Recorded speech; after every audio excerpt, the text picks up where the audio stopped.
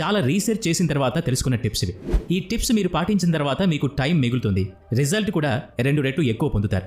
మొదటి tip, study less study good.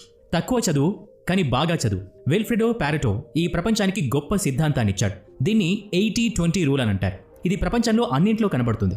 ఈయన చెప్పిన దాని ప్రకారం ఇందులో మీ 20% ఎఫర్ట్స్ మీకు 80% రిజల్ట్గా మారుతుంది. ఏదైతే మీకు 80% రిజల్ట్ ఇస్తుందో మీరు ఆ 20% మీదనే ఫోకస్ చేయండి. ఉదాహరణకు విల్ఫ్రెడో పారెటో ప్రకారం ప్రపంచంలో 80% డబ్బు 20% ప్రజల వద్దనే ఉంది. ఈ ప్రపంచంలో 80% క్రైమ్ 20% ప్రజలే చేస్తారు. 80% ట్రాఫిక్ కారణం ఈ ప్రపంచంలో 20% ప్రజలు రోడ్ల పైన ఉండటం. 80% సమయంలో మనం 20% బట్టలే వేసుకుంటున్నాం. ఈ ప్రపంచంలో 80% మంది 20% మంది తాగుబోతులే తాగుతారు. 80% భోజనం 20% భూమి నుండే వస్తుంది. 80% వర్షం 20% మేఘాల వల్ల పడుతుంది. ఈ ప్రపంచంలో 80% ఇన్వెన్షన్స్ 20% సైంటిస్టులే చేశారు.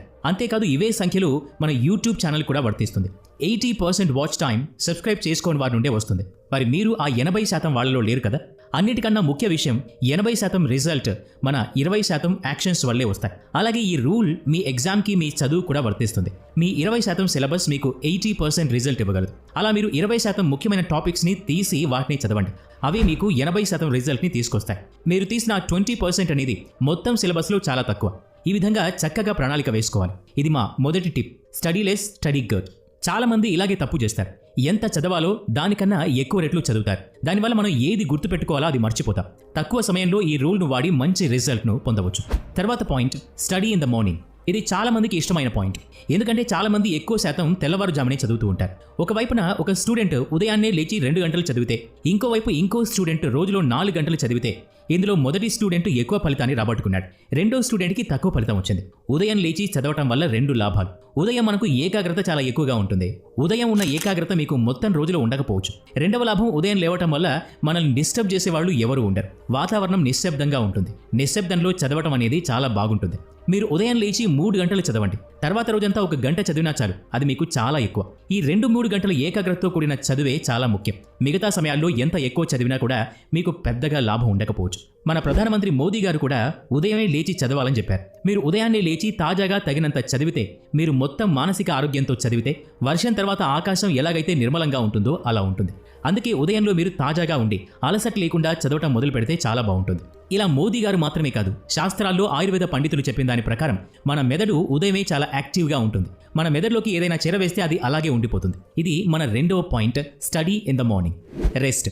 ఇక మన చివరి పాయింట్, ఇది చాలా ముఖ్యమైన పాయింట్. ఇది మీకందరికీ తెలుసు, కానీ చాలా మంది దీన్ని ఇగ్నోర్ చేస్తారు. అదేంటంటే చదువుతున్నప్పుడు రెస్ట్ తీసుకోవటం. చాలా మంది రెస్ట్ తీసుకోరు. కొంతమంది చాలా ఎక్కువ రెస్ట్ తీసుకుంటారు. ఇందులో కొందరి జీవితం మొత్తం రెస్ట్ తీసుకోవడంలోనే గడిచిపోతుంది. చివరికి వాళ్ళు రెస్ట్ ఇన్ పీస్ అయిపోతారు.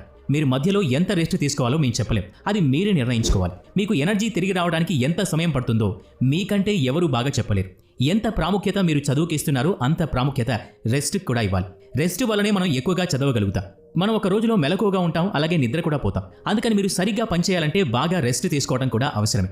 మీరు మొత్తం చదువుపైనే దృష్టి పెట్టి కంటిన్యూస్గా చదువుతూనే ఉండొద్దు. ఎందుకంటే ఒకానొక సమయంలో మీకు రెస్ట్ తీసుకున్నా కూడా మళ్ళీ చదవాలనిపించదు. మనం ఎంత ఎక్కువగా చదువుతామంటే మన మెదడును పూర్తిగా అలసిపోయేలా చేస్తాం.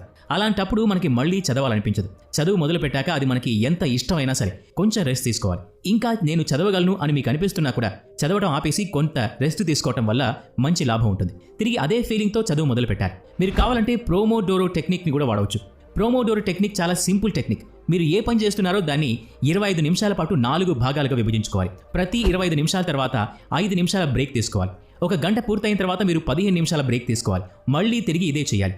ఈ పద్ధతి వాడి చాలా ఎక్కువ సమయం వరకు చదవగలరు. ఇది చదువులోనే కాదు, ఏ పనిలోనైనా టెక్నిక్ వాడుకోవచ్చు. ఈ టెక్నిక్ని వాడుకోవడానికి ప్లే స్టోర్లో చాలా అప్లికేషన్స్ ఉన్నాయి. మీరు ఏదైనా డౌన్లోడ్ చేసుకొని వాడుకోవచ్చు. ఇక 3 పాయింట్లు ఒకేసారి చూద్దాం.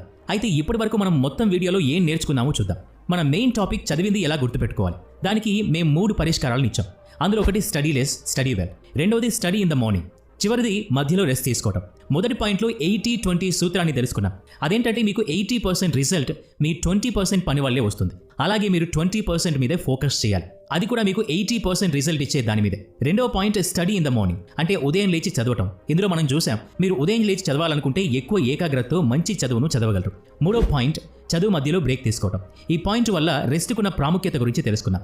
మెలకువగా ఉండడం ఎంత ముఖ్యమో పడుకోవడం కూడా అంతే ముఖ్యం. అలాగే పని చేయడం ఎంత ముఖ్యమో రెస్ట్ తీసుకోవడం కూడా అంతే ముఖ్యం. మూడో పాయింట్లోనే మనకి ప్రోమోడోరో టెక్నిక్ గురించి తెలుసుకున్నాం. మనం ఏ పని చేయాలనుకుంటున్నామో ఆ పనిని 25 నిమిషాలతో 4 భాగాలుగా విభజించుకోవాలి. 25 నిమిషాల తర్వాత 5 నిమిషాల బ్రేక్ తీసుకుని ఒక గంట పూర్తయ్యాక 15 నిమిషాల బ్రేక్ తీసుకోవాలి. ఈ పద్ధతిని వాడుకుని చాలా ఎక్కువ సమయం వరకు చదువుకోవచ్చు. మీరు సంవత్సరం అంతా చదవకపోయినా మీ దగ్గర ఇప్పటికీ సమయం ఉంది. ఎవరో ఒక మహానుభావుడు ఒక మంచి మాట చెప్పారు, జరిగిపోయిన దాని గురించి ఆలోచించవద్దు, దొరికిన దాన్ని వదులుకోవద్దు. ఎవరైతే కాలం పరిస్థితులపై ఏడవడో అతనికి విజయం వరిస్తుంది. ఇప్పుడు మీరు మొదలుపెట్టిన మనసు పెట్టి కష్టపడి చదివితే అందరికంటే ముందుకు వెళ్ళగలరు. కేవలం కష్టపడండి. ఎంతవరకు కష్టపడాలంటే మీ విజయం మిమ్మల్ని చూసి అరవాలి. పరీక్షలు దగ్గర పడ్డాయి, సమయం చాలా తక్కువగా ఉంది.